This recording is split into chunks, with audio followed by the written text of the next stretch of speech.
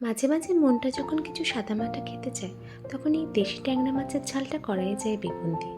তাহলে প্রথমেই কতগুলো দেশি ট্যাংরা মাছকে আমরা নুন, হলুদ আর সর্ষের তেল মাখিয়ে নেব। তারপর একটা পাত্রে আদা বাটা, জিরে বাটা, হলুদ, লঙ্কার গুঁড়ো, কাশ্মীরি লঙ্কা গুঁড়ো দিলেও দেওয়া যেতে পারে, নাও দেওয়া যেতে পারে, নুন দিয়ে একটা পেস্ট বানিয়ে নেব। তারপর কড়াইতে সর্ষের তেল দিয়ে মাছগুলোকে একে একে ভেজে নেব। ট্যাংরা মাছ যেহেতু আঁশ থাকে না, তাই মাছটা মাখানোর সময় সর্ষের তেল দিয়ে দেওয়াই ভালো, তাহলে বেশি ফাটবে না।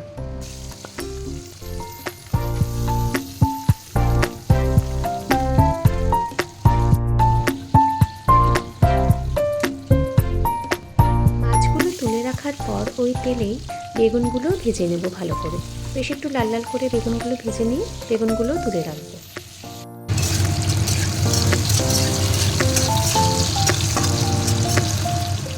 তারপর কড়াইতে কালো জিরে ফোড়ন দিয়ে একটা টমেটো কুচি করে রেখেছিলাম, সেটা প্রথমে দিয়ে দেবো।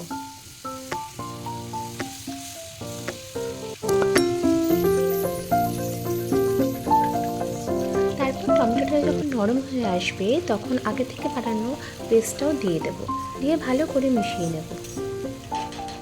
এরপর মশলার বাটিটা ধুয়ে জলটা দিয়ে দেবো।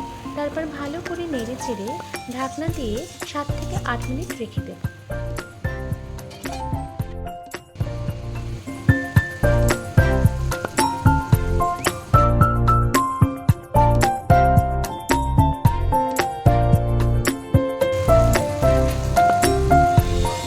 তারপর যে পর্যায়ে দেখবো তেলটা ছেড়ে এসেছে, তখন গরম জল মিশিয়ে দেবো, পরিমাণ মতো দেবো সেটা।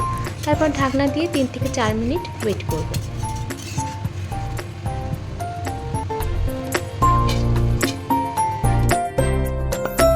তারপর ঝোলটা ফুটে উঠলেই ট্যাংরা মাছগুলো একে একে দিয়ে দেবো।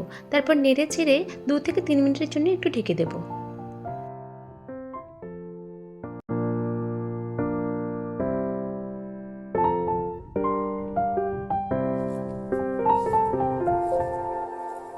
এবার উপর থেকে ভাজা বেগুনগুলো দিয়ে দেবো আর কয়েকটা কাঁচা লঙ্কা দিয়ে দেবো। তারপর নেড়ে চেড়ে ঢাকা দিয়ে রাখবো 2 থেকে 3 মিনিটের জন্য।